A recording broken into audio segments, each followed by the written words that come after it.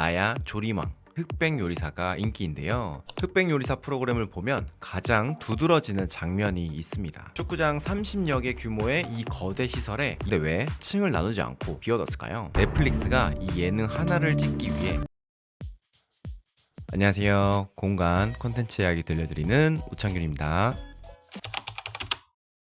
대한민국의 서양식을 최초로 가져온 셰프, 중식의 살아있는 전설, 그리고 나야 조리망, 그 외에 수많은 제야의 고수들, 최근 대한민국을 뒤흔든 흑백 요리사가 인기인데요. 그런데 이 화려한 요리 전쟁 뒤에 숨겨진 부동산의 진실 혹시 보이셨나요? 넷플릭스가 이 예능 하나를 찍기 위해 제작비로 수십억에서 많게는 100억 원 가량 투자했다고 합니다. 그리고 그 장소가 파주에 있고요. 저도 요리를 좋아하다 보니 요리에 열광하기도 했지만 동시에 왜 하필 파주일까? 왜 그렇게 대규모 투자를 했을까? 라는 궁금증이 생겼는데요. 오늘은 흑백 요리사를 통해 컨텐츠가 어떻게 부동산의 가치를 만드는지 한번 살펴보도록 하겠습니다.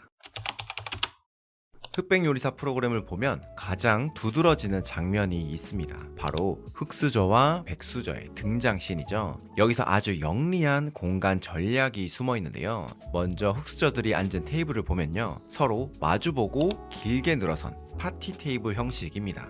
심리학적으로 사람이 친밀감을 느끼는 거리를 퍼스널 스페이스, 약 45cm 이내라고 하는데, 이 좁은 거리 안에 경쟁자들을 밀어 넣습니다. 모르는 사람과 어깨를 맞대고 눈을 마주치게 하면서 본능적인 긴장감과 동시에 흑수저라는 강한 소속감을 만들어내는 거죠. 동시에 높이를 이용해 계급을 구분 짓는데요.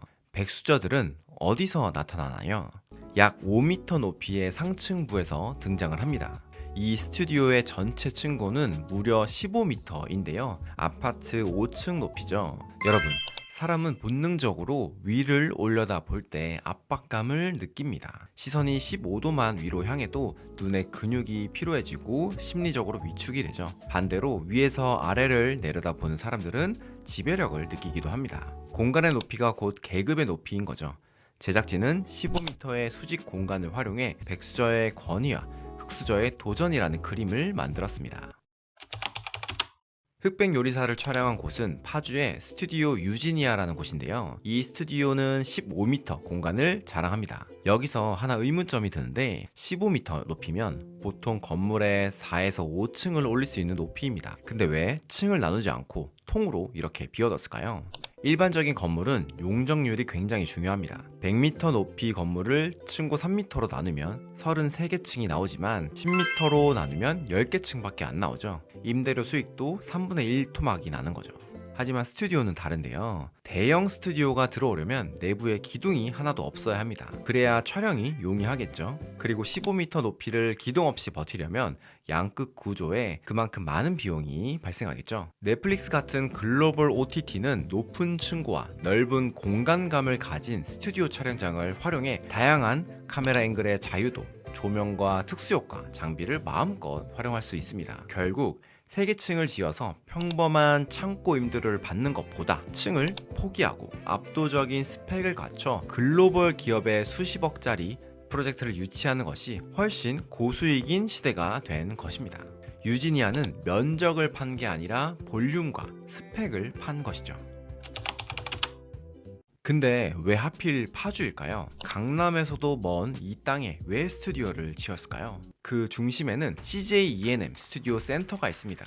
약 64,000평, 축구장 30여 개 규모의 이 거대 시설에 2천억 원이 투입됐습니다. 여기에 VP 스테이지 같은 최첨단 기술이 집약되어 있는데, 이 VP 스테이지는 LED 월로 영상을 송출해 해외 촬영 없이 물리적 공간의 한계를 뛰어넘게 만들었습니다. CJ E&M이 중요한 이유는 바로 부동산의 클러스터 효과 때문인데요. 상암동의 방송국 본사, 일산의 제작센터, 파주의 대형 스튜디오로 이어지는 미디어 벨트를 형성했기 때문입니다. 물류비, 인건비, 연기자들의 이동 동선을 고려할 때 파주는 최적의 입지인 것이죠. 유지니아의 부지는 주식회사 동양이 소유하고 있는데요. 과거 재계 10위권이었던 동양이 보유하고 있던 토지였습니다. 오랫동안 유휴 부지, 창고 등으로 사용되던 곳이었는데 등기부를 살펴보면 과거 채권 최고액이 약 240억 원 설정되어 있고 약 200억 원의 대출을 받았다라고 볼 수 있습니다. 일반적인 LTV를 고려하면 토지 가격이 대략 300억 원대로 추정이 됩니다. 그 후 재설정한 근저당권 설정액을 고려하면 수백억 원대 공사비가 투입되었을 것으로 보이고요. 아무것도 없던 땅에 컨텐츠가 더해지자 수백억 원의 투자가 이뤄져 컨텐츠 부동산으로 탈바꿈된 것이죠. 그런데 파주에서 찍은 이 컨텐츠의 파급력이 어디로 향하나요? 바로 서울 도심의 상권입니다. 흑백요리사 방송 직후 출연 셰프들의 식당 검색량은 전주 대비 74배나 증가했고 예약 건수가 148%나 증가했다고 합니다. 캐치테이블의 리포트를 보면 성수동, 한남동, 도산공원 등 셰프들의 레스토랑이 있는 일대 상권 지도가 이 프로그램 하나로 다시 그려졌습니다. 참고로 유지니아 인근의 토지 가격은 대지평당 한 500만 원 정도이고요. 성수동의 경우에는 평당 1억 원이 훌쩍 넘습니다.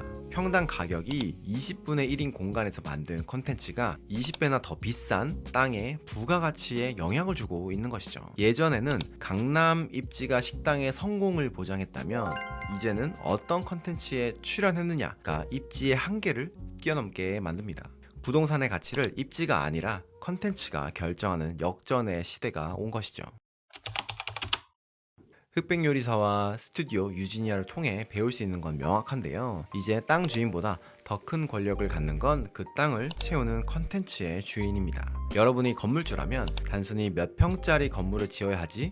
라는 고민을 해선 안 되는 거죠. 대신 이 공간에 어떤 컨텐츠를 담을 수 있을까? 그러기 위해선 어떤 스펙이 필요할까를 먼저 고민해야 합니다. 소프트웨어, 즉 컨텐츠를 이해하지 못하는 하드웨어, 건물은 결국 도태될 수밖에 없습니다.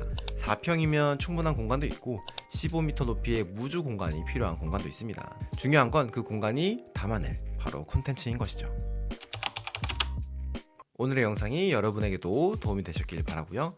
오창균의 공간 콘텐츠는 여기까지입니다. 구독과 좋아요는 더 좋은 공간을 찾는 힘이 됩니다. 감사합니다.